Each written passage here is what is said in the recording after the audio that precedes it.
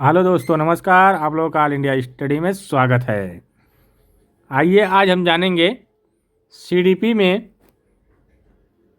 अधिगम वक्र और अधिगम पठार दोनों लेसन एक ही वीडियो में, जो बहुत महत्वपूर्ण वीडियो होने वाला है। तो आप लोग पूरा वीडियो ज़रूर देखा करिए। जो नहीं समझ में आया करे उसको कमेंट बॉक्स में ज़रूर बताया करिए। तो आइए प्रश्न नंबर 1 देखते हैं। कर अधिगम वक्र किसका सूचक है? ऑप्शन नंबर 1 है सीखने की प्रगति का, बी है सीखने की मौलिकता का, सी है सीखने की गत्यात्मकता का और डी है सीखने की रचनात्मकता का। देखिए, जो अधिगम वक्र होता है ना, सीखने की गति जो होती है और उन्नति जो होती है या अवनति जो होती है, उसको ग्राफ पेपर पर अंकित करने का एक माध्यम होता है। ठीक ना? मान लीजिए ग्राफ पेपर है, ठीक ना? ऐसे ग्राफ पेपर होता है, ठीक। तो कभी इस पर आता है, जब बढ़ेगा उन्नति होगी तो ऊपर जाएगा, अवनति होगी तो नीचे आएगा। उन्नति हो ऊपर, अवनति होगी तो नीचे, ठीक ना? ये एक सूचकांक होता है, ठीक। तो इसका सही जवाब क्या हो जाएगा? सीखने की प्रगति का क्या है? अधिगम वक्र का जो सूचकांक होता है वो सीखने की प्रगति का होता है, ठीक। आइए प्रश्न नंबर 2 देखेंगे। समान निष्पादक वक्र कब प्राप्त होता है? तो देखिए, ऑप्शन नंबर 1 है जब सीखने की गति बढ़ती है, बी करा जब सीखने की गति घटती है, सी करा जब सीखने की गति स्थिर रहती है और डी करा है जब सीखना शून्य हो जाता है। तो का निष्पादन वक्र कब प्राप्त होता है? देखिए, कोई भी है वास्तविक जीवन से एक दुर्लभ होता है, कठिन होता है, क्योंकि सीखने की गति कभी एक समान नहीं होती है, ठीक ना? कभी ज़्यादा होती है, कभी कम होती है। जब एक समान नहीं रहेगी तब वह क्या होता है? वह एक वास्तविक जीवन से अलग होता है, ठीक ना? तो ऑप्शन नंबर इसका क्या सही हो जाएगा? जब सीखने की गति स्थिर रहती है तो उसको बोलते हैं समान निष्पादन वक्र। समान निष्पादन वक्र का मतलब एक सीखने की गति समान होती है, लेकिन जीवन में सीखने की गति समान नहीं होती है, ठीक ना? तो ऑप्शन नंबर सी हो जाएगा इसका करेक्ट। आइए प्रश्न नंबर 3 देखेंगे। नतोदर वक्र को अन्य किस नाम से जाना जाता है? तो ऑप्शन नंबर 1 है धनात्मक वक्र, बी है ऋणात्मक वक्र, सी है मिश्रित वक्र और डी है घटता हुआ वक्र।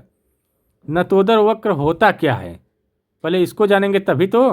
देखिए, नतोदर वक्र का मतलब होता है पहले सीखने की गति धीमी होती है, फिर जैसे जैसे अभ्यास करेंगे सीखने की गति क्या होगी? तीव्र होती जाती है। वही नतोदर वक्र होता है। तो इसका सही जवाब क्या हो जाएगा? यह धनात्मक वक्र होता है। क्या होता है?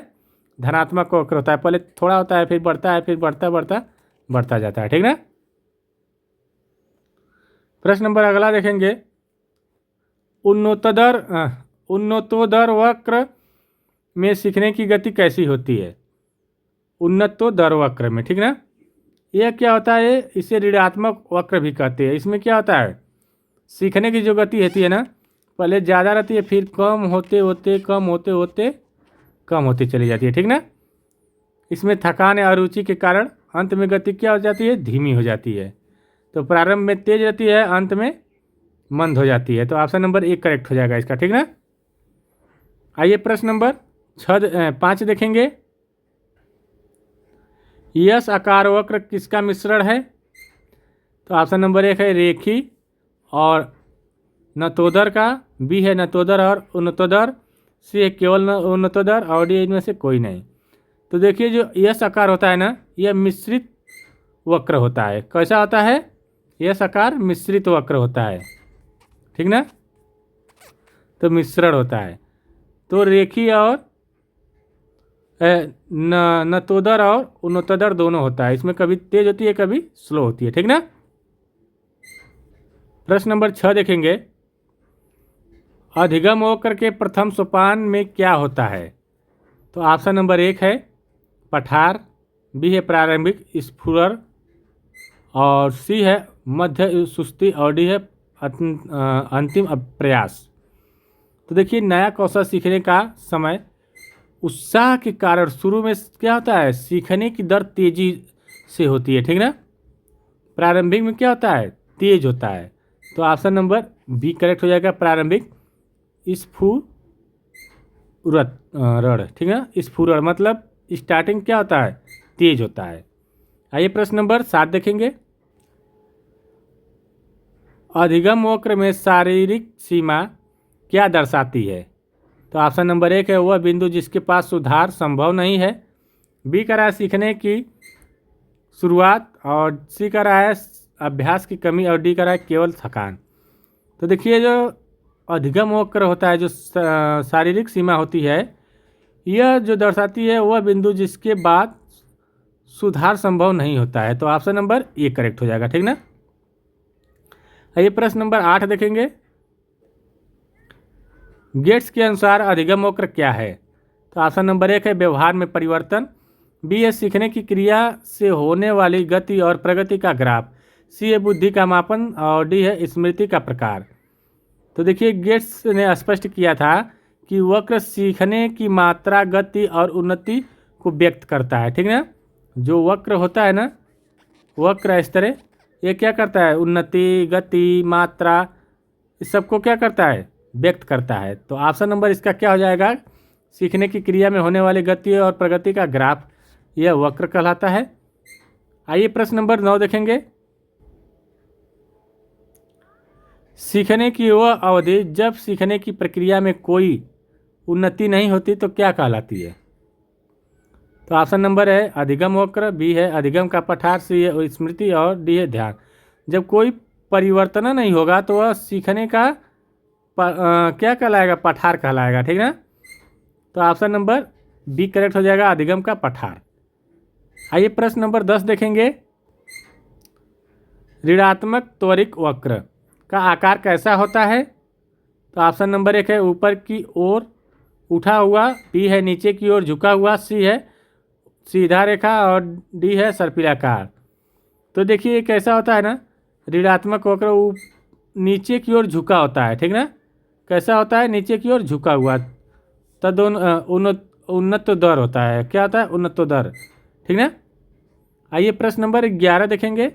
अब अधिगम का पठार से क्वेश्चन देखेंगे, यह तो अधिगम से वक्र से थे, अब आइए अधिगम से पठार से क्वेश्चन देखते हैं। अधिगम पठार का मुख्य कारण क्या है। तो ऑप्शन नंबर प्रेरणा का अभाव, बी है थकान, सी है अनुचित विधि, और डी है उपरोक्त सभी। देखिए प्रेरणा का अभाव भी हो सकता है, पठार का मतलब होता है रुकावट, ठीक ना, थकान भी, अरुचि भी। तो ऑप्शन नंबर डी करेक्ट हो जाएगा इसका, ठीक। आइए प्रश्न नंबर 12 देखेंगे। पठार सीखने की प्रक्रिया की एक अवस्था है जिसका अर्थ क्या है। ऑप्शन नंबर 1 अधिगम में अवरुद्धवर्धन, बी है अधिगम में तेजी, सी है अधिगम का अंत, और डी है अधिगम की मौलिकता। तो देखिए इसका जो सही आंसर क्या हो जाएगा, अधिगम में अवरुद्धवर्धन, ठीक ना। अवरुद्धवर्धन का मतलब होता है विकास क्या होता है, रुक जाना, ठीक ना। तो ऑप्शन नंबर ए करेक्ट हो जाएगा। प्रश्न नंबर 13 देखेंगे। सीखने का पठार तब आता है जब व्यक्ति सीखने की एक अवस्था तक पहुंच जाता है जहां से आगे सुधार असंभव है। यह विचार किसका है। तो देखिए ये बात ऑप्शन नंबर 1 है रॉस ने बताई, कि स्किनर ने बताई, कि सोरेंस ने बताया, कि वुडवर्थ। तो ये बात रॉस ने बताई है, ठीक ना। आइए प्रश्न नंबर 14 देखेंगे। अधिगम में पठार को दूर करने के लिए क्या नहीं करना चाहिए। तो ऑप्शन नंबर ए सीखने वाले को प्रेरित करना, बी है सीखने की अच्छी विधि का प्रयोग, और सी है उसे दंडित करना, और डी है कारणों का अध्ययन करना। तो उसे दंडित करना ये बात कहनी चाहिए, तो ऑप्शन नंबर सी करेक्ट हो जाएगा। आइए प्रश्न नंबर 15 देखते हैं। कार्य की जटिलता के कारण बनने वाला पठार कहलाता है। तो ऑप्शन नंबर ए शारीरिक पठार, बी है विधि संबंधी पठार, और सी है वस्तुगत पठार, और डी है वातावरणीय पठार। तो क्या कहलाएगा, यह वस्तुगत पठार कहलाएगा। तो ऑप्शन नंबर सी करेक्ट हो जाएगा। प्रश्न नंबर 16 देखेंगे। सीखने के पठार की अवधि कैसी हो सकती है? तो ऑप्शन नंबर कुछ दिन, कुछ हफ्ते, कुछ महीने, अनिश्चित। तो देखिए जो सीखने की पठार की अवधि होती है ज़रूरी नहीं है कि एक कुछ दिन होगा, कुछ हफ्ते होगा, कुछ महीने होगा, अनिश्चित भी हो सकती है, ठीक ना। जब व्यक्ति की क्षमता और बाधा के कारण क्या होता है, इस पर उसके कारण पर निर्भर करता है। तो ऑप्शन नंबर डी हो जाएगा। प्रश्न नंबर 17 देखेंगे। स्किनर के अनुसार पठार क्या है? तो ऑप्शन नंबर ए प्रगति का ग्राफ, बी है क्षैतिज प्रसार, सी है लंबवत प्रसार और डी है शून्य अधिगम। तो देखिए ये जो है क्षैतिज प्रसार हो जाएगा, ऑप्शन नंबर बी करेक्ट हो जाएगा। प्रश्न नंबर 18 देखेंगे। क्या अधिगम का पठार अधिगम का अंत है? तो नहीं, ये जरूरी नहीं है अधिगम का अंत हो जाएगा, क्योंकि रुक जाएगा फिर क्या आदमी नहीं सीख सकता, फिर भी सीखना स्टार्ट कर सकता है। यह अस्थायी अवस्था होती है, ठीक ना, प्रयासों से इसको हटाया जा सकता है। प्रश्न नंबर 19 देखेंगे। पुरानी आदतों का नई आदतों के से संघर्ष क्या पैदा करता है? तो ऑप्शन नंबर एक तीव्र अधिगम, बी है अधिगम का पठार, सी है स्मृति विस्तार और डी है अभिप्रेरणा। तो ये जो करेगा अधिगम का पठार करता है, ठीक ना। आइए प्रश्न नंबर 20 देखेंगे।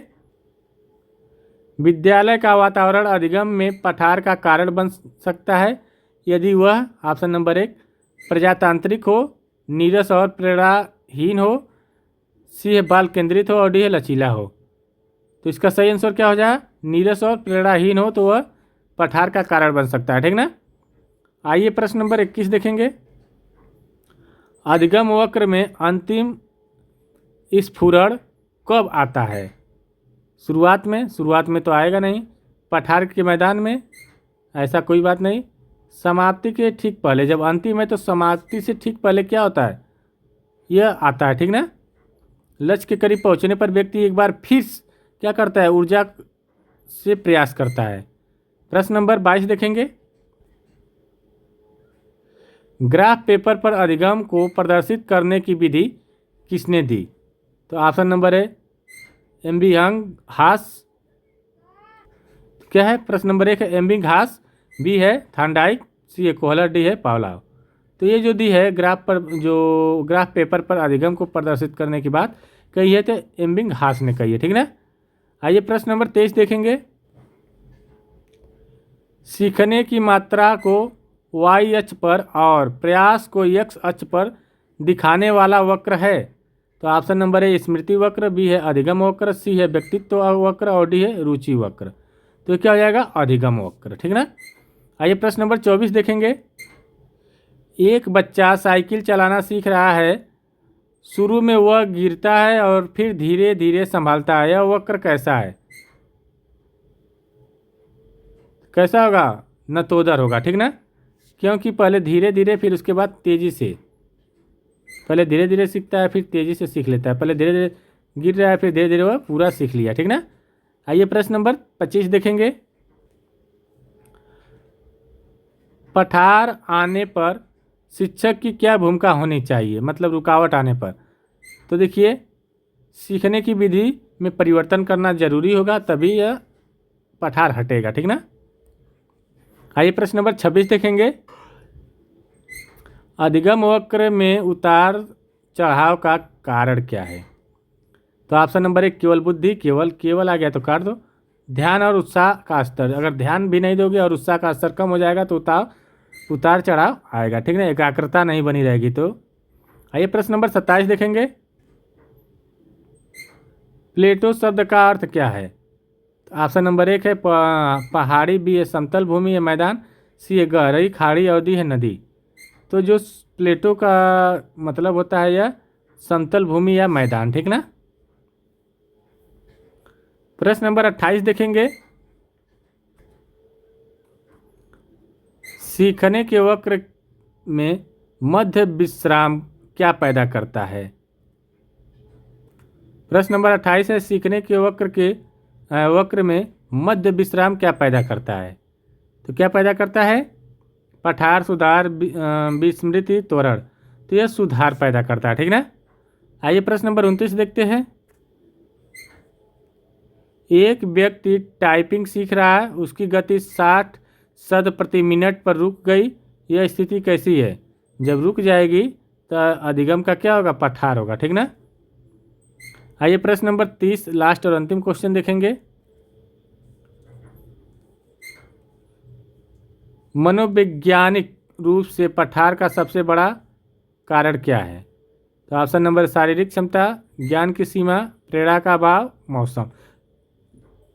तो ये क्या होगा? प्रेरणा का अभाव। प्रेरणा अगर नहीं मिलेगी तो वह पठार हो जाएगा, रुक जाएगा, जो अधिगम होगा। ठीक ना।